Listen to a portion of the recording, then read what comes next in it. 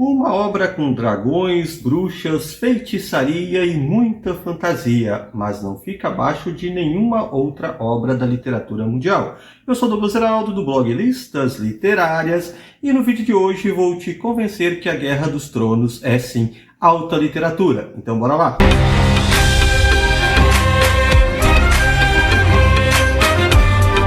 Olá, leitores e leitoras, eu sou o Douglas Heraldo, do blog Listas Literárias. Sim, vocês já sabem, aquele blog com as listas mais criativas e originais da internet brasileira, e esse é o meu canal no YouTube. Eu já te convido a se inscrever aqui no canal, deixar o seu like, o seu joinha, porque eu tenho certeza que o vídeo de hoje vai valer bastante a pena, porque vamos discutir uma obra que está no gosto da maioria dos leitores e leitoras brasileiras, uma obra que certamente mexe com o nosso imaginário. Estou falando de A Guerra dos Tronos, toda a saga, né?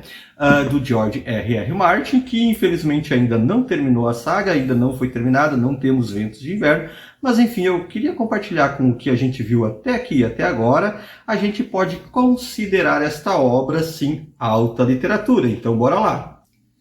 Bem, o vídeo de hoje é bem mesmo uma conversa, trocar uma ideia com vocês aí, com você leitor, você leitora, falando dessa obra do George R.R. Martin, que não foi finalizada, como a gente disse, né? Afinal, estamos esperando por Ventos de Inverno já faz algum tempinho, e aliás, lá no listasliterárias.com tem várias postagens, várias discussões a respeito disso, e também sobre os livros da série, inclusive as 5 resenhas das 5 obras publicadas até agora. A gente sabe que, inclusive, o seriado na televisão passou na frente, né? Terminou, e já faz tempo que terminou, inclusive. Aliás, eu acho que o vídeo de hoje nasce também a partir ali do meu momento mais de calma e folga durante o final do ano, e voltando a assistir a série, maratonando toda Game of Thrones da primeira temporada até a sua última temporada, e de fato observando como é o universo, como é um mundo extremamente interessante para a gente analisar.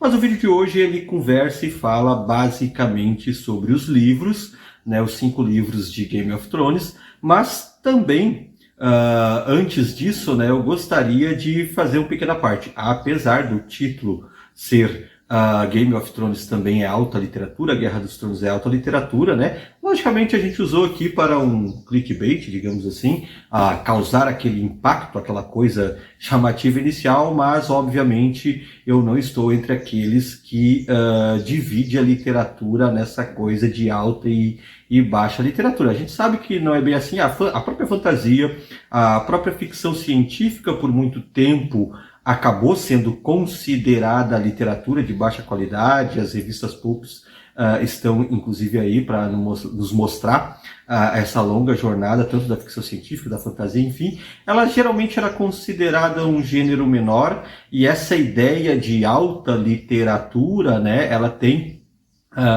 várias coisas embutidas nelas, né, várias coisas que inclusive afastam leitores das grandes obras da literatura, porque ela é um tanto elitista, esse termo, e a gente acaba convivendo e vivendo o tempo inteiro com ele. Então, a primeira coisa que eu gostaria de falar, obviamente, é este reforço. Não é que a gente, aqui ou pelo menos eu não consigo diferenciar literatura alta e literatura baixa ou literatura menor. Existe literatura boa e literatura ruim. Isso eu imagino que seja consenso entre nós, né? Não seja problema algum. Tem obras que realmente são muito ruins e obras que são muito boas, né? E A Guerra dos Tronos certamente está entre aquelas narrativas que a gente poderia colocar entre muito boas, mas também usar o termo aqui alta literatura é a minha tentativa, a minha busca de demonstrar que a gente vai encontrar nessa obra de fantasia, que para muitos é vista como um gênero menor, que para muitos é vista como literatura juvenil. Ela é, na verdade, uma literatura complexa e de grande densidade, não tem nada de menor nisso, né? E se poderia, então, utilizar esse termo alta literatura, apesar dos apesares que temos contra o termo, e de dizer que não configuramos a nossa maneira de ver literatura entre alta ou baixa literatura. Mas aqui sim dizer que, na nossa concepção, esta obra, e aí estamos falando desta obra, do George R.R. Martin. Estamos falando de As Crônicas do Gelo e do Fogo, estamos falando de A Guerra dos Tronos e os livros que vêm na sequência. Esta obra a gente poderia colocar no mesmo patamar de grandes obras da literatura mundial, sem problema algum ou sem dilema algum, apesar que eu sei que muitos discordam ou discordariam disso. Por isso a ideia do vídeo, até para trazer elementos que reforçam esta grande qualidade de A Guerra dos Tronos. E esse é um vídeo, na verdade, que também nasce de maneira um tanto quanto tardia.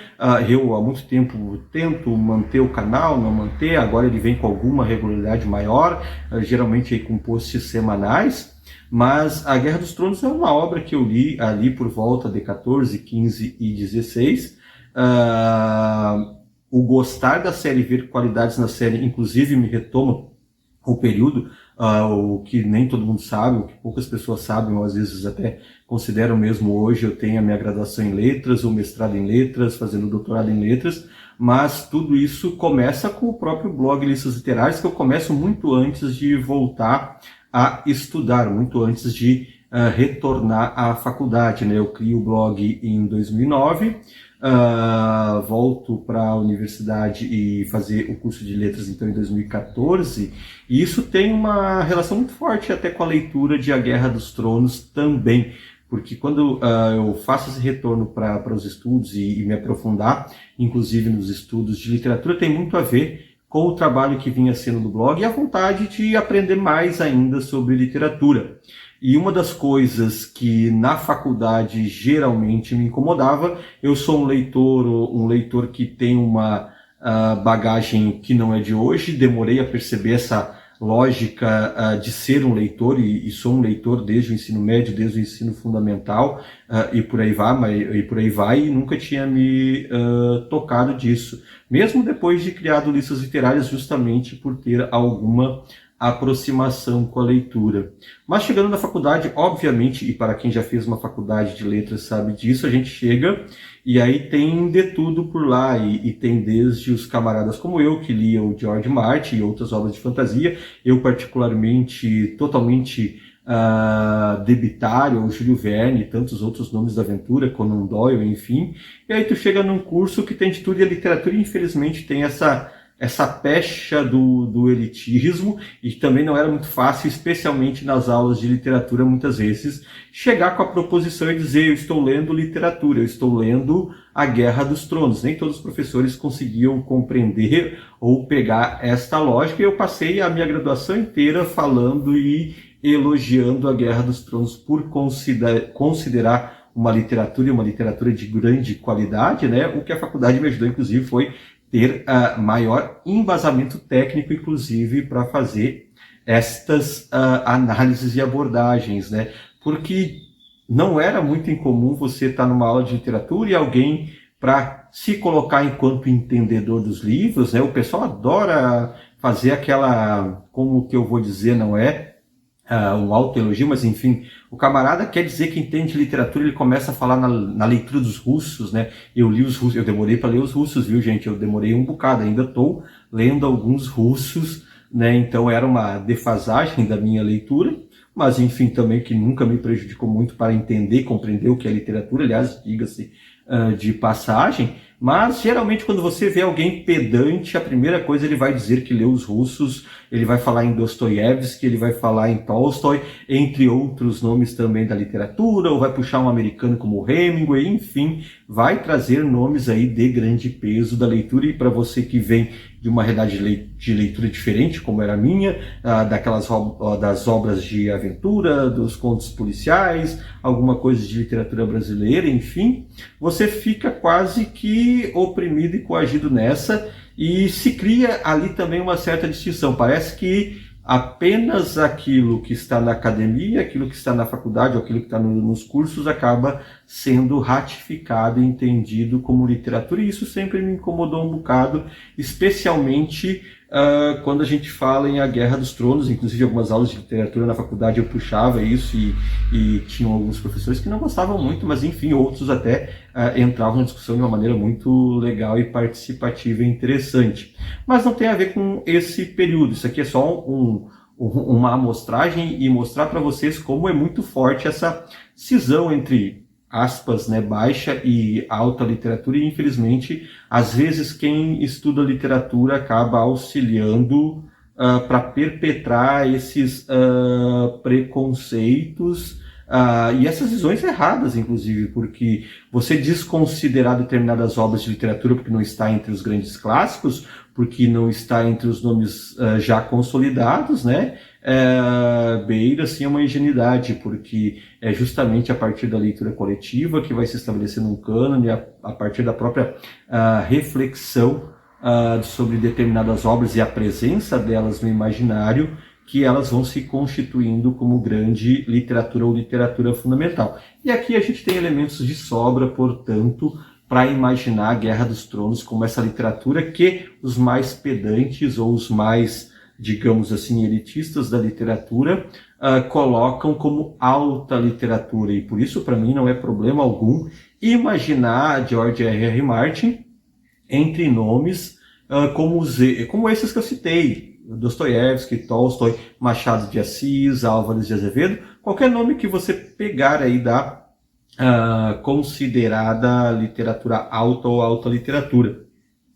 E, aliás, em ser uma obra de fantasia, né, lembro que também nesse período da universidade, o local onde eu parava, nosso grupo de amigos discutia muito a questão de Game of Thrones, e alguns tinham uma certa negativa em ler. Caramba, isso tudo aqui é uma obra com dragão, não consigo ler esse tipo de ficção e tudo mais, mas nada mais humano, nada mais íntimo da humanidade que a Guerra dos Tronos, né? E esse, inclusive, é um dos seus valores que a tornam, assim, uma literatura de grande qualidade. Eu vou aproveitar as minhas anotações, aqui estou quase bancando o peninha com anotações, né, para os seus vídeos, mas é para seguir uma ideia que eu tinha anotado algumas coisas que eu acho que são importantes e relevantes para a gente compreender e considerar a Guerra dos Tronos enquanto uma obra que não perde nada para as literaturas assim aclamadas, digamos, pela crítica.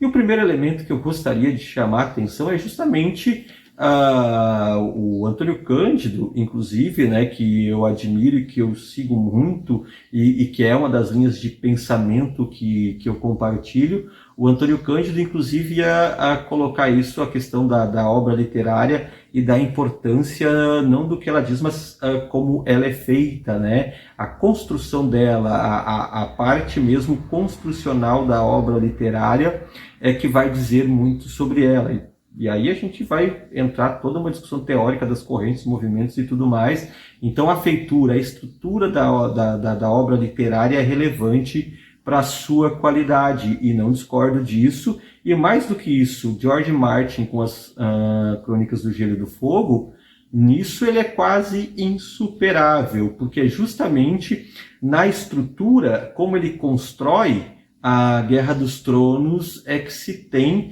não só uma inovação para o gênero de fantasia, e aí esse é um detalhe. Nós podemos observar que a Guerra dos Tronos ela traz a base, tanto que o Martin vai, em várias entrevistas, colocar algumas coisas que ele vai beber em Senhor dos Anéis, do Tolkien, né? Especialmente as feridas ali do Frodo após a vitória e a batalha.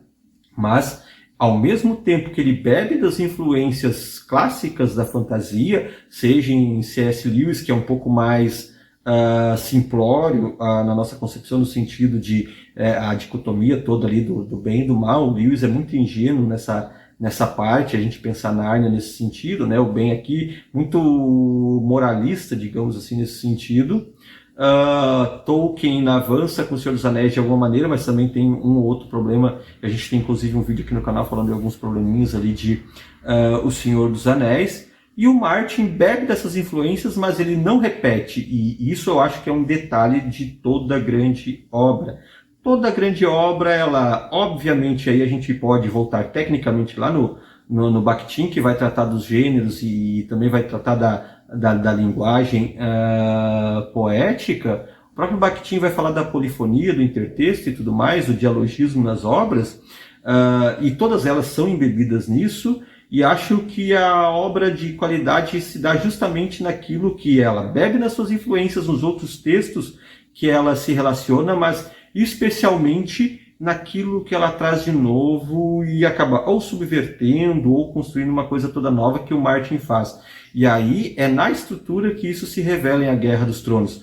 Porque a gente pode imaginar qual grande autor da literatura mundial, qual grande autor consegue trabalhar com uma miríade ou com um mosaico tão grande de focos narrativos, né? Para quem já leu, para quem já deu uma lida em A Guerra dos Tronos, sabe que cada capítulo da obra, cada capítulo dessa saga fantástica, acompanha a perspectiva, acompanha o ponto de vista, né, pegando termos mais contemporâneos, acompanha o ponto de vista de determinados personagens, né? Então já é complicado você ser um autor, certamente construir um mundo que seja factível e que convença o leitor da sua existência a partir da perspectiva de um protagonista, de um personagem. George R.R. Martin, ele não só faz isso, mas são mais de 30 personagens que ao longo das 5 obras da saga vão ter capítulos dedicados, ou seja, capítulos que seguem o seu ponto de vista. Isso assim, são poucas experiências na literatura mundial que conseguem fazer isso e que conseguem fazer isso de uma grande forma, com uma grande qualidade, né? Se você pegar ali a Bíblia, por exemplo, ela vai ter uma estrutura assim com os livros, né? E não são capítulos, mas os livros de cada visão, de cada apóstolo. Tu vai ter um ou outro livro que multiplica um pouco as suas perspectivas e o seu ponto de vista, mas o Martin faz isso com mais de 30 personagens. Estamos colocando aqui, considerando também que cada prólogo geralmente segue em perspectivas diferentes do que vão entrar na narrativa do romance em si na sequência.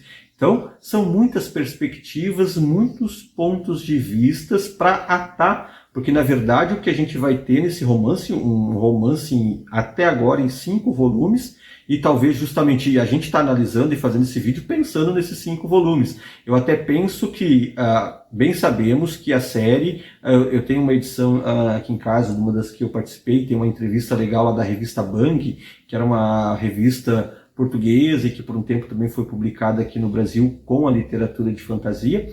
Tem uma entrevista bem legal do George Martin lá, abordando esses detalhes, e ali já se falava de como a série caminhava para caminhos distintos dos livros, né? Eu acho que muitas das virtudes que estão nos livros, até porque cada coisa é uma coisa é a série, outra coisa são as obras, as narrativas literárias que são analisadas de formas distintas e com aspectos totalmente diferentes, né?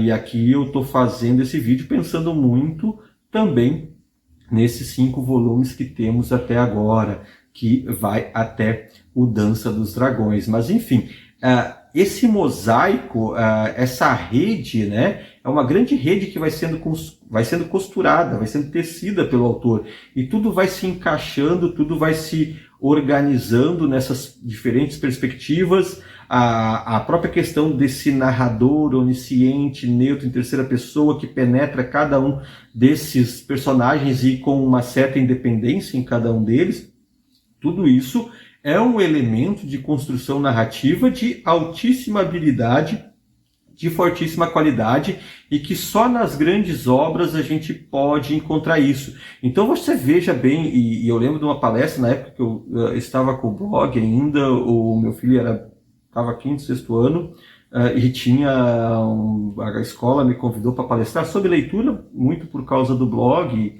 e de outros aspectos relacionados à leitura que eu participava, e na sala tinha um pivetinho, uma criancinha lá, hoje essa criancinha, se eu não me engano, até psicóloga, uma coisa assim, estava com um exemplar de A Guerra dos Tronos, e eu ali pensando, né, conto ou não conto tudo que tem ali, mas veja só, estou falando aqui de uma técnica que demanda muita percepção do leitor, né, muita atenção cognitiva do leitor. Então vejamos, tem esse detalhe também que a gente vai pensar na qualidade da obra, e a gente via e ainda vê jovens 13, 14, 15, 16 anos, 20 anos, enfim, os leitores de A Guerra dos Tronos, né, leem, e são várias idades, e uma obra que não é uma obra superficial e de fácil leitura. A gente sabe que quanto mais linear é a leitura de uma obra, mais fácil para alguns, assim, porque o leitor que tem dificuldade de certas compreensões, ele sofre um pouco com a quebra da linearidade, né? Então aqui a gente tem uma obra complexa e que mesmo assim atrai e encanta e consegue pegar milhares de leitores. Então, se isso não é, entre aspas, o que eu estou falando, voltando mais o vídeo, eu já falei um pouco sobre essa questão de alta ou baixa literatura, mas se isso não é literatura de qualidade, o que é? Quantos autores aí? A gente pode pegar os grandes nomes, né? E não que eles sejam menores por isso. Na verdade, o que eu estou querendo dizer é que o George Martin está no mesmo patamar do Dostoiévski, do Tolstói e de todos os outros grandes autores respeitados da literatura, porque ele consegue engendrar, construir uma obra que na sua própria estrutura, que na sua própria maneira de feitura, ela traz um compromisso e ela traz uma postura estética nisso, né? E ele faz com poucos, assim, para quem achar que é uma obra simples, imaginar construir um universo inteiro, de uma saga inteira, e isso sobre diferentes perspectivas de diferentes personagens, e a isso construir, porque a gente pensa em enredo, né? A gente tem aqui a fragmentação pelos personagens, e isso é um negócio bem interessante pensar, assim, eu sou muito fissurado nessa coisa da construção da Guerra dos Tronos. Por quê?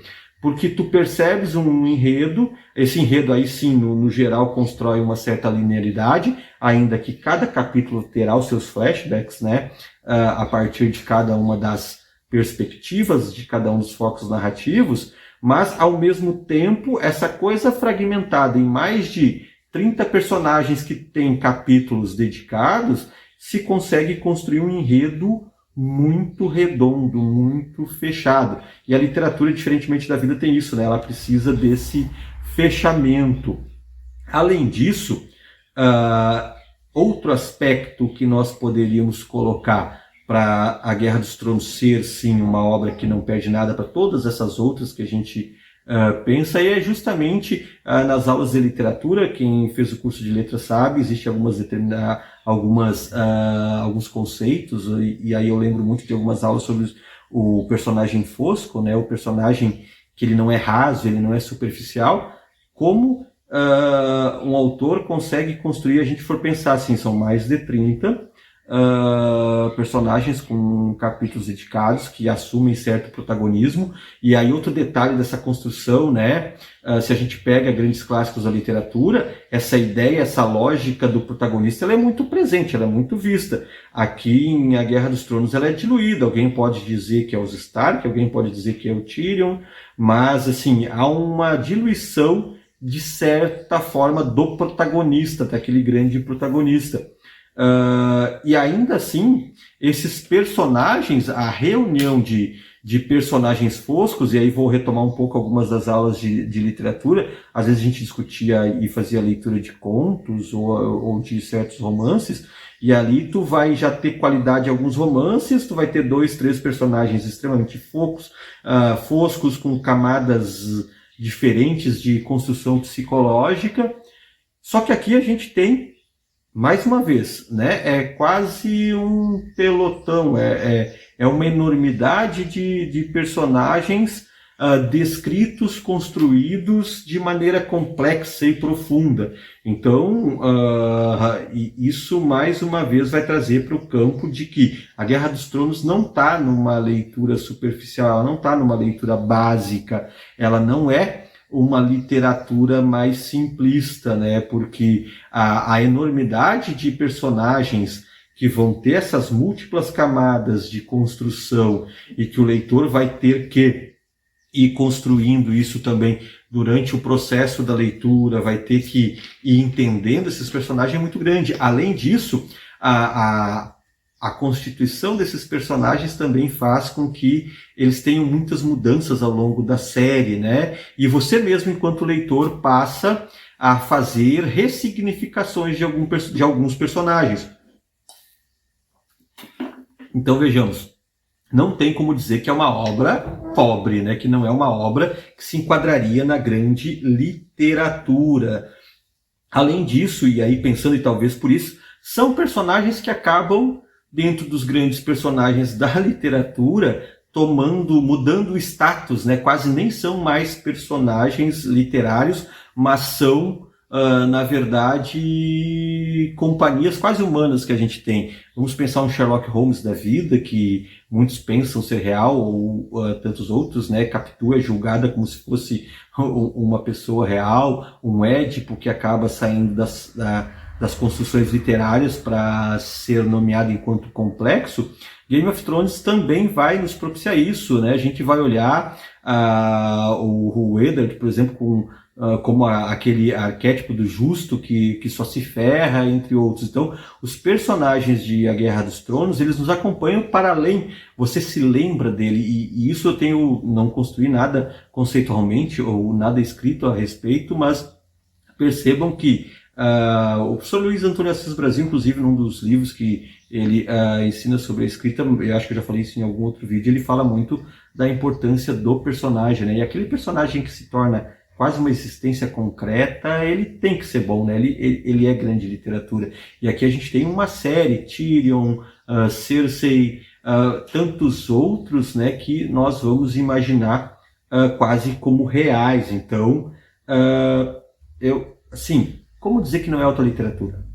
E aí, uma das coisas que essa dita autoliteratura muitas vezes proporciona, que é a questão das subjetividades, das leituras subjetivas que propõem a respeito de temas, incômodos e situações humanas, Game of Thrones adentra as temáticas mais diversas da humanidade e as suas múltiplas subjetividades, inclusive com aquele regresso primitivo. O regresso primitivo à carne, a carne tem uma força muito grande na narrativa, né? Então, a virulência da carne, do Eros, se a gente for pensar um termo mais teórico, aí retomando um pouco a psicologia, né? Aliás, Game of Thrones é um pouco isso, essa pulsão do Eros e do Thanatos, a morte e o desejo. Então, é extremamente complexo, assim, a entrada dele na subjetividade humana. E aí o Martin, ele sempre vai falar muito também do aspecto que ele faz os personagens da saga, a questão que ele diz que são cinzas, né? Aqui, e aí eu acho que o aspecto relevantíssimo de Game of Thrones tem isso, porque não tem nada de niilismo, não é A ou B, 8 ou 80, não é bem ou mal. Dentro da subjetividade humana, haverão diferentes escalas, e eu falei na ressignificação de personagens, né? Mesmo uma Cersei que traz grande parte da sua vilania e que é má, haverá aqueles e para aqueles que ela será uma boa pessoa. E haverá momentos que você, enquanto leitor, opa, né, tá indo por esse caminho. Da mesma forma, aquelas pessoas que daqui a pouco você olha enquanto boas, né? Talvez o Eddard seja a maior discrepância nesse sentido, né? Porque o coitado perde a cabeça sendo aquele justo tolo até o final. Mas isso também é uma camada, isso também é uma questão que trabalha muito a favor da qualidade da obra, né?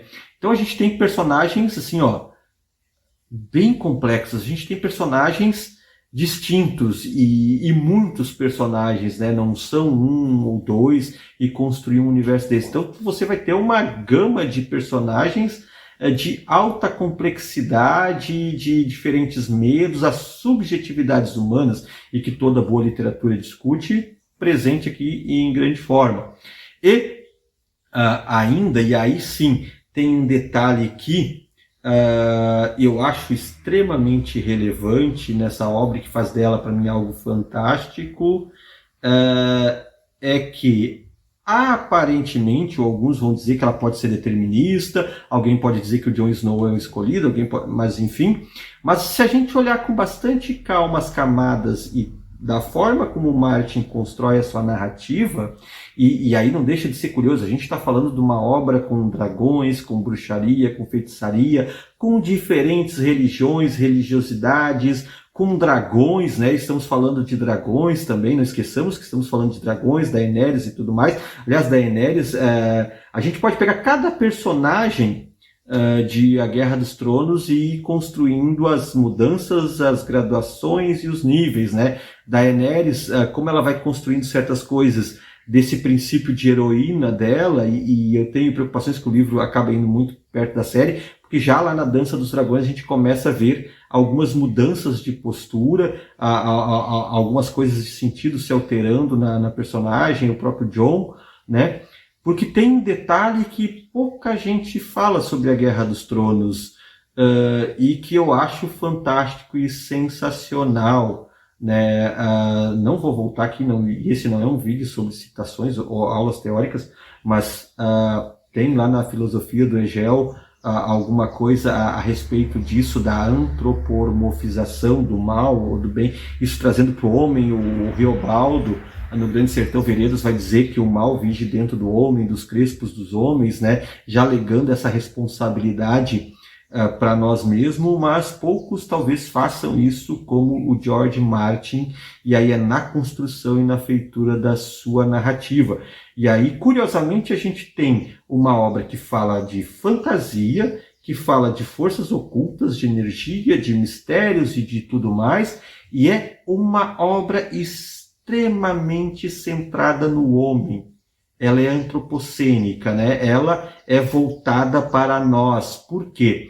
Se a gente olhar com um olhar apurado para a Guerra dos Tronos, o que ocorre é que tudo está centrado nas tuas escolhas.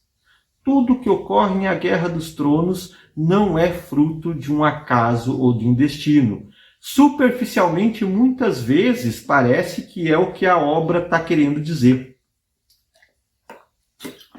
Muitas vezes, parece que é justamente isso. Às vezes, textualmente, parece que a obra está falando de destinações, de ser escolhido, de tudo mais.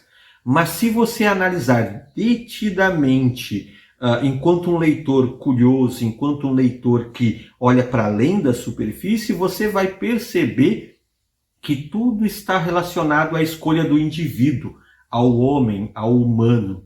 Todas as escolhas, né, todos os grandes atos catárticos e de efeitos que ocorrem no decorrer da série estão intimamente relacionados às escolhas, ou imediatas, ou às vezes até pensada do ser humano.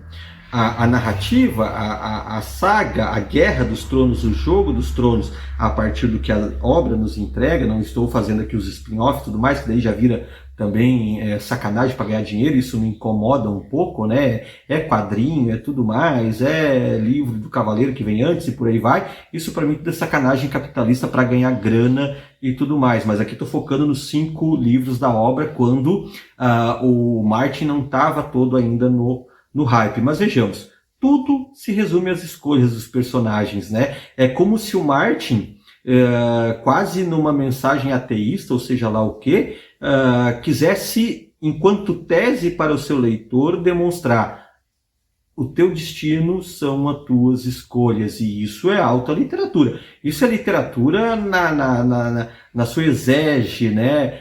No seu nascedouro, que é discutir os comportamentos e as posturas humanas. Porque, veja bem, você pode pensar mesmo quando o Jon Snow, e no final dos 5 livros ali, ele está naquela fase do ser morto pelos camaradas da Guarda da Noite. Vejamos só, não é os camaradas que matam o Jon ou que estivesse destinado a isso.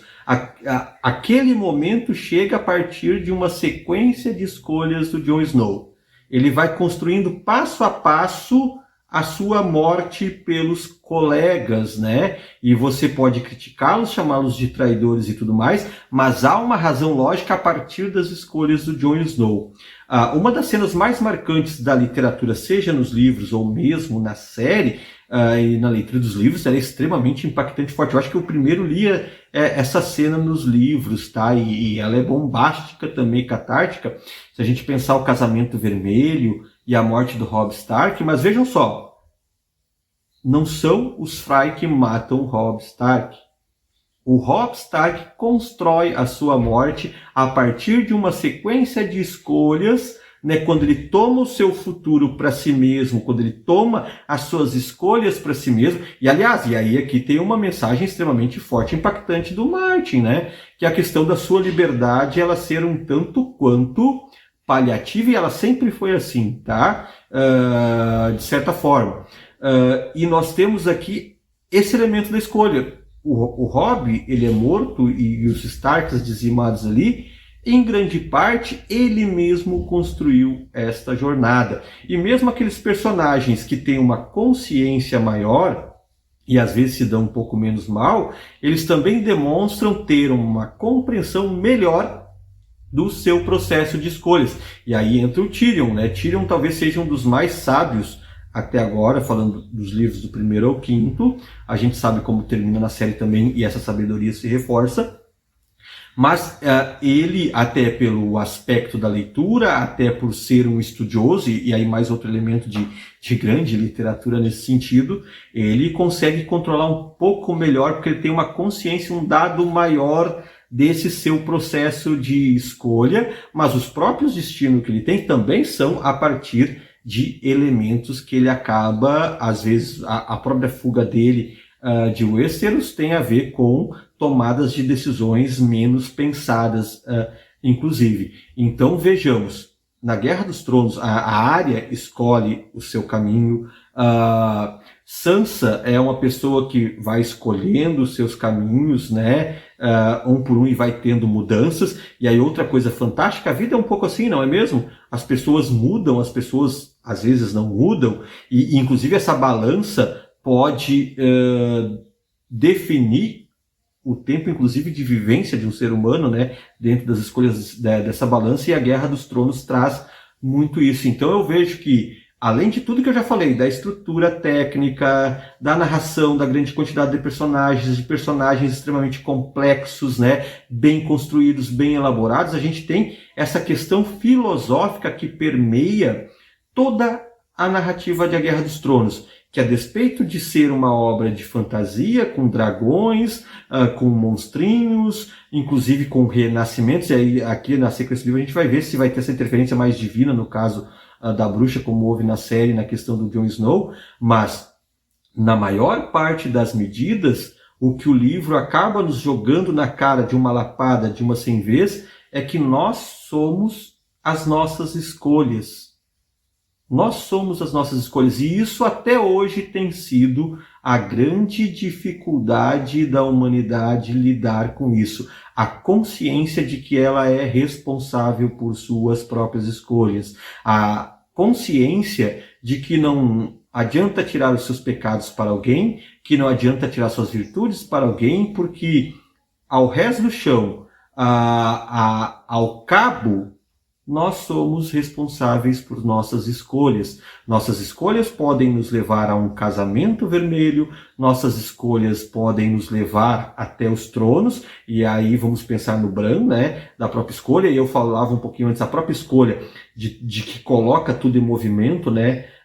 Vejamos a escolha do Jaime ao atirar o Bran da escada, principia e acentua algumas coisas já iniciadas, mas cada personagem, cada morte, cada cabeça cortada em A Guerra dos Tronos não foi o executor que fez. A pessoa construiu, e aí a gente pode retomar lá o exemplo do Eddard Stark, que é talvez um dos personagens, não vou dizer superficial, mas um dos personagens mais curiosos, porque ele se mantém, e a série mantém isso, né? A série dos livros mantém isso, porque inclusive aí ele acaba, o que até então na narrativa, tudo tem a questão do bastardo, que poderia ser uma quebra na sua honra, nos seus valores tão fechados, né? E isso também é um problema, ser tão preso a valores fechados por não ter nenhuma maleabilidade. O Eddard era isso, e a sua morte não é o Carrasco, não é Cersei que manda, não é Joffrey, ele mesmo acaba construindo a sua própria morte, a sua própria decapitação, a partir das suas escolhas e não escolhas. E isso é a pancada mais forte que Game of Thrones pode te entregar. Uma leitura que diz que tu é responsável por ti mesmo.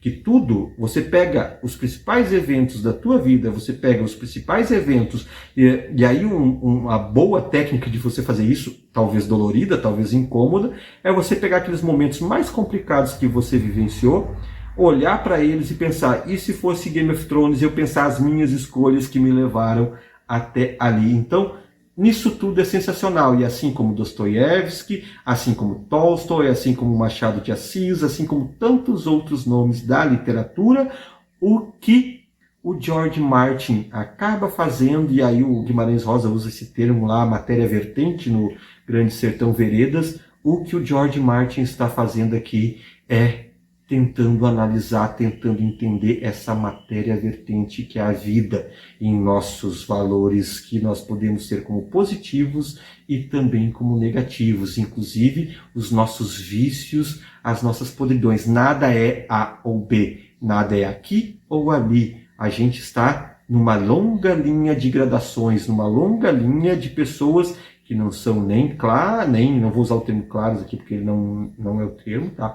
Não são pessoas boas nem más, são pessoas que estão sempre nesse meio termo. Uma pessoa boa pode se tornar má, uma pessoa má tem seus momentos e aspectos também que alguém vai considerar bom. Eu espero que você tenha gostado do vídeo, eu sei que ficou longo, mas enfim, falar de literatura não é papinho de 2, 3 minutos, nem TikTok de 30 segundos.